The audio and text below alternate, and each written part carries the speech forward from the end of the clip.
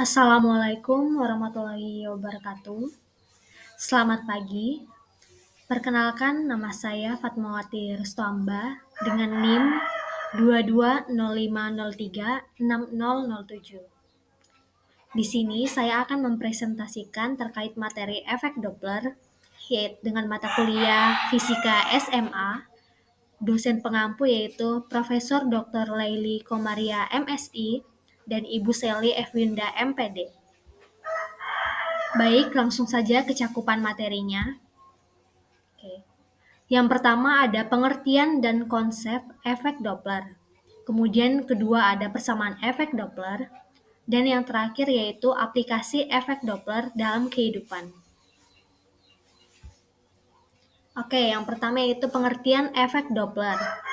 Efek Doppler adalah suatu fenomena berubahnya frekuensi yang didengar oleh pendengar akibat adanya perubahan jarak antara pendengar dan sumber bunyi.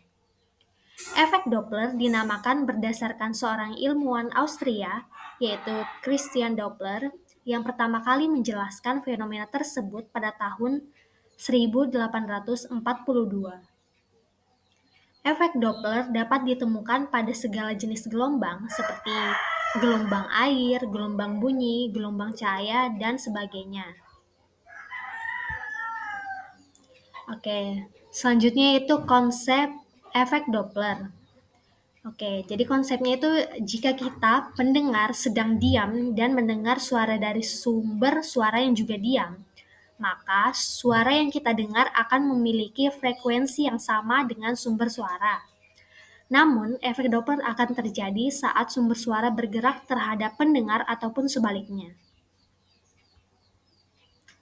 Nah, berikutnya yaitu persamaan efek Doppler. Di sini dapat kita lihat persamaannya yaitu Fp sama dengan V plus minus Vp per V plus minus Vs dikali Fs. Nah, di mana Fp yaitu frekuensi yang didengar oleh pendengar dengan satuan Hertz. Kemudian V yaitu kecepatan suara di udara dengan satuan meter per sekon. Dan Vp yaitu kecepatan pendengar jika bergerak dengan satuan meter per sekon. Vs yaitu kecepatan sumber suara jika bergerak dengan satuan meter per sekon. Dan Fs-nya yaitu frekuensi yang dikeluarkan oleh sumber suara dengan satuan Hertz. Oke, jadi di sini dapat kita lihat pada gambar bahwa patokan antara sumber suara atau sumber bunyi dengan pendengarnya itu ini dapat berarti Vp atau kecepatan pendengarnya ini bernilai positif jika si pendengar mendekati sumber suara dan bernilai negatif jika menjauhi sumber suara. Kemudian Vs atau kecepatan sumber bunyinya ini bernilai positif jika sumber suara menjauhi pendengar dan bernilai negatif jika mendekati pendengar. Oke. Nah, selanjutnya yaitu ada aplikasi efek Doppler dalam kehidupan. Nah, jadi yang pertama yaitu ada sirene. Tentu kita sudah tidak asing lagi dengan yang namanya sirene. Nah, sirene ini terdapat pada mobil ambulans, polisi, ataupun pemadam kebakaran yang dirancang untuk memanfaatkan efek Doppler semaksimal mungkin sehingga pendengar akan makin waspada terhadap mobil-mobil tersebut saat bergerak mendekati pendengar.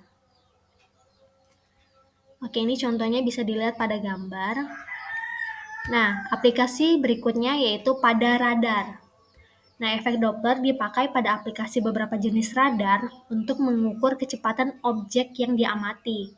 Dengan mengukur perubahan frekuensi yang diterima, maka kita dapat mengukur kecepatan objek tersebut. Nah, ini contohnya dapat dilihat pada gambar.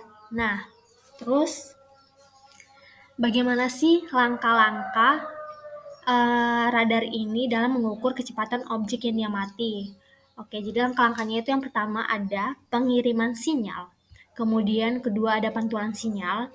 Setelah dipantulkan ini dideteksi perubahan frekuensinya, kemudian dilakukan perhitungan kecepatan objek yang diamati menggunakan persamaan. delta F sama dengan 2V kali F0 per C.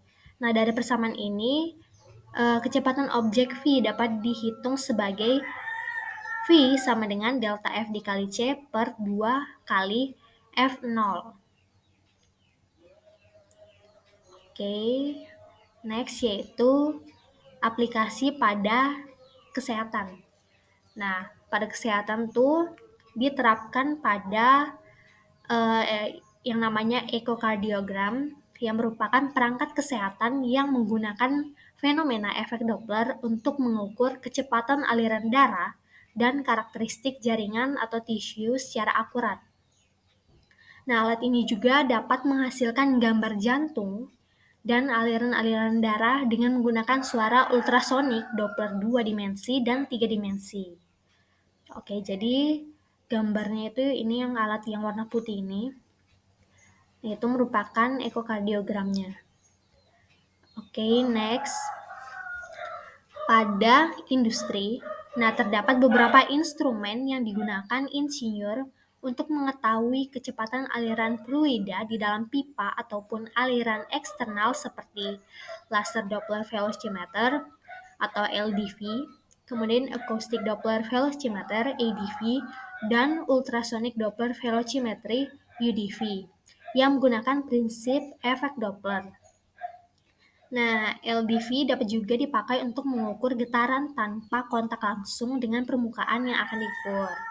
Nah, ini jadi pada gambar dapat kita lihat ini merupakan contoh dari beberapa instrumen yang telah disebutkan tadi ya. Nah, penerapan selanjutnya itu ada pada komunikasi. Nah, seperti yang kita ketahui, bumi ini menggunakan satelit buatan yang diterbangkan di luar angkasa, dengan dimana tujuannya itu agar kita ini yang di bumi bisa dapat komunikasi atau dapat jaringan dalam berinteraksi di media sosial. Nah, setelah satelit komunikasi yang mengorbit bumi setiap saat ini dapat mengalami fenomena efek Doppler akibat perubahan ketinggian permukaan bumi yang dilewati. Maka diperlukan suatu kompensasi Doppler dinamik agar satelit dapat menerima sinyal dengan frekuensi yang konstan. Oke. Nah, ini adalah aplikasi terakhir yang dapat saya rincikan atau jabarkan. Nah, pada bidang astronomi. Nah, fenomena efek Doppler terjadi di luar angkasa. Perubahan frekuensi gelombang elektromagnetik dihasilkan dari bintang-bintang yang bergerak di galaksi kita dan di luar galaksi. Nah, efek Doppler digunakan untuk mencari informasi mengenai karakteristik bintang-bintang tersebut dan galaksi-galaksi. Nah, ini bisa kita lihat pada gambaran di luar angkasa sana gitu. Oke. Mungkin sekian yang dapat saya presentasikan, namun sebelum saya tutup presentasi ini, saya akan menyimpulkan terkait materi efek Doppler yang telah saya jelaskan. Oke, efek Doppler adalah fenomena di mana frekuensi suara atau gelombang berubah karena gerakan relatif antara sumber dan pengamat. Pengetahuan tentang efek Doppler memiliki aplikasi yang luas dalam berbagai bidang ilmu dan teknologi, dan pemahaman yang baik tentang konsep ini sangat penting dalam memahami banyak aspek fisika modern. Oke, ini ada referensi yang saya gunakan, ada dari Mikrajudin Abdullah, ada Douglas C. Giancoli, dan ada Studio Belajar. Oke, mungkin sekian yang dapat saya presentasikan. Kurang lebihnya saya mohon maaf. Wassalamualaikum warahmatullahi wabarakatuh dan selamat pagi. Terima kasih bagi yang sudah menonton.